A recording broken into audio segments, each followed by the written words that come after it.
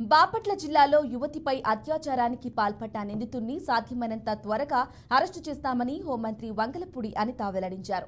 జిల్లా కలెక్టర్లో బాధితురాలి కుటుంబానికి 10 లక్షల రూపాయల చెక్కును మంత్రి అందజేశారు. ఈ కేసుపై ప్రభుత్వం చాలా సీరియస్ గా ఉందన్నారు. రాష్ట్రంలో గంజాయి, డ్రగ్స్ అరికట్టేందుకు ప్రభుత్వం ప్రత్యేక టీంను ఏర్పాటు చేసినట్లు హోంమంత్రి అనిత తెలిపారు.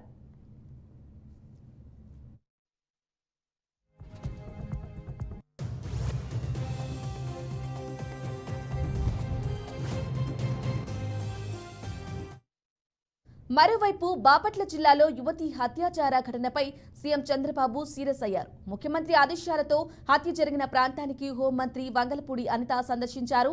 నిన్న ఉదయం ఈపురుపాలెంలోని రైలు పట్టాల వద్ద యువతి మృతదేహం కనిపించింది. శరీరంపై తీవ్ర గాయాలు ఉండటంతో అనుమానాస్పద మృతిగా పోలీసులు కేసు నమోదు చేశారు. అత్యాచారం చేసి హత్య చేసి ఉండొచ్చని అనుమానిస్తున్నారు. గ్రామంలోని జరిగిన దురదృష్టకర సంఘటన 21 సంవత్సరాల ఒక యువతిని అతి క్రూరంగా అత్యాచారం జరిపి చంపడం జరిగింది, హత్య జరగడం జరిగింది.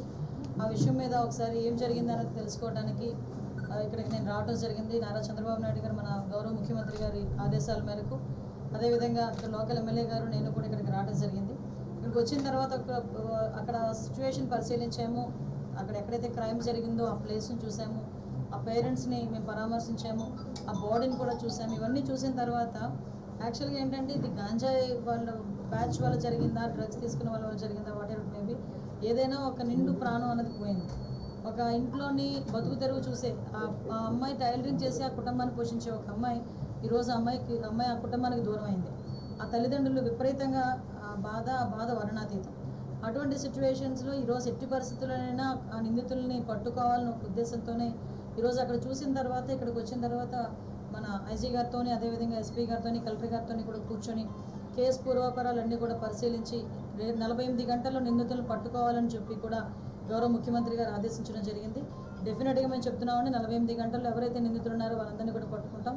ఏదైతే పోస్ట్ మార్టం కూడా ఈరోజే ఇప్పుడే జరిపించడానికి కూడా కలెక్టర్ గారు కూడా ఆదేశాలు ఇచ్చారు.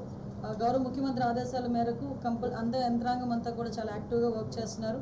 మేము కూడా ఇప్పుడు ఏంటంటే అమ్మాయి ప్రాణాన్ని అయితే తిరిగి ఎవరు ఇవ్వలేము, కానీ ఆ కుటుంబానికి భరోసా కల్పించాలని ఒకే ఉద్దేశంతో గవర్నమెంట్ తరపు నుంచి కూడా 10 లక్షల రూపాయల ఎక్స్గ్రేషియా కూడా ప్రకటించడం జరిగింది. ఇప్పుడే కలెక్టర్ గారు కూడా చెక్ను ఇవ్వడం జరిగింది. అది మా ఎమ్మెల్యే గారి చేతుల మీదుగా ఆ కుటుంబానికి కూడా మేము చేరవేస్తాం. ఈపురుపాలెం